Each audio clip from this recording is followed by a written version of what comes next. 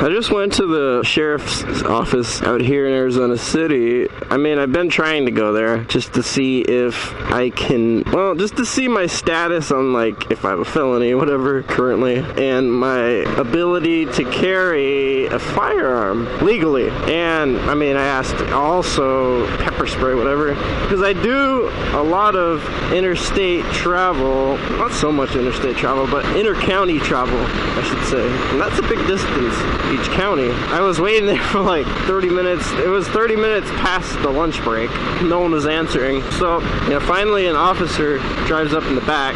It seemed like he was trying to avoid me. And then eventually I go back there. I was just like, are they closed? He's like, yeah. Today, I'm like, what the heck, they finished. I don't know what was going on, but, so I asked him about all that. I told him, like, what happened. You know, it was about 10 years ago, I got arrested for marijuana and felony, whatever.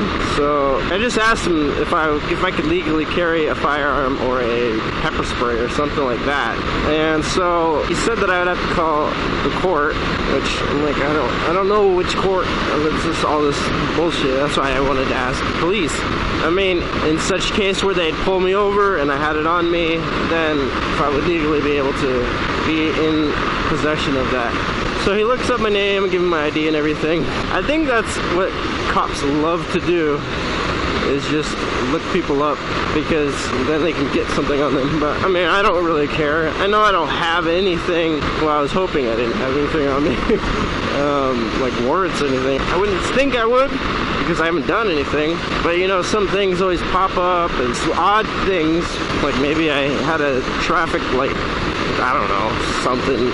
I have no idea, but maybe I didn't get something in the mail and blah blah blah. So he looks me up and he searches through everything. It showed like 5 notepad things on there. It's probably like traffic stops that I've had recently. I've had quite a few. Speeding.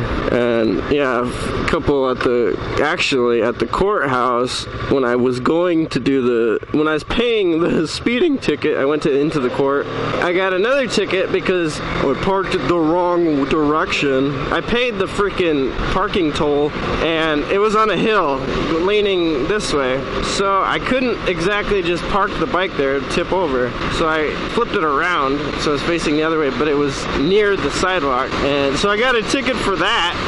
Of course I fought that in court and I actually won, because where am I supposed to park? All of the parking spots were tilted leaning towards the sidewalk, and the kickstand's on the left, so I can't exactly just park anywhere. I have a lot of little things like that, and so those were probably what those little notes are on there, and then speeding tickets, etc. But he's like, yeah, I don't see anything. I'll contact the court and see if if your rights have been restored, or if you can get them restored. If you need to get them restored, you have to go have a court hearing and blah blah blah.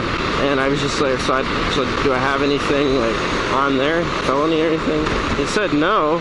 So I'm guessing if I did get pulled there, I'd probably be okay, unless they did a hardcore search, like went into or called it in, did a search on me. I don't know.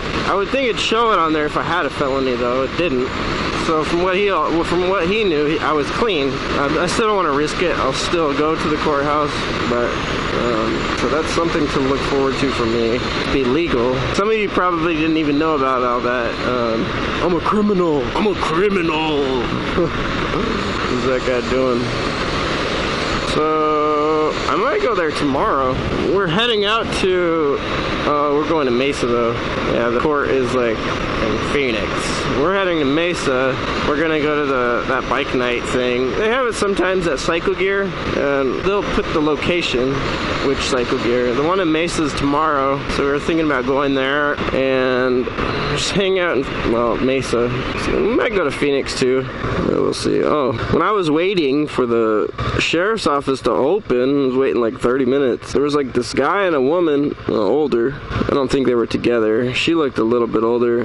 Maybe it was because she smoked, but I don't know. I don't think they were together though. And so the last video, that fire, they came in about that fire, and I just heard them over talking. She was just talking. But she was talking about that house that caught on fire in the last video where I got the footage. I guess I don't know if it was the owner, but a lady in the house, the fire was started by her cigarette in the kitchen. I don't know why you'd smoke in your house. I know some of you may smoke in your house, but I think it's gross. It like this makes the house smell disgusting. But I guess she left it on the stove, and either she had grease on the stove or maybe papers or something. But that's what started the fire, and I guess she called the police or the firefighters, whatever, emergency line, and was on the phone with them. So they were on their way, but she was still on the phone, of course. Or emergency dispatch. Is that police? I think it's police. And she told them she's gonna try to put it out with a hose. So I guess she went into the backyard and grabbed the hose and tried to put it out. The front door was locked, I guess, so they had to break down the door, and when they got in the kitchen they found her body. I'm guessing that the smoke got to her and just knocked her out, but she was completely burnt, like she was gone. And I mean, she could have gotten out.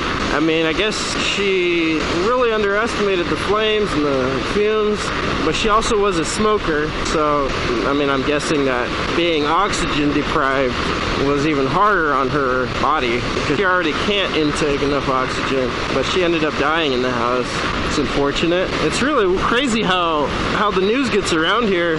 I mean, I think they were neighbors, the neighbors that came by to the police station. I don't really know what they were doing. I think confirming documents or paperwork, and then they were the ones that are actually going to contact the family of, I think it was just one body found.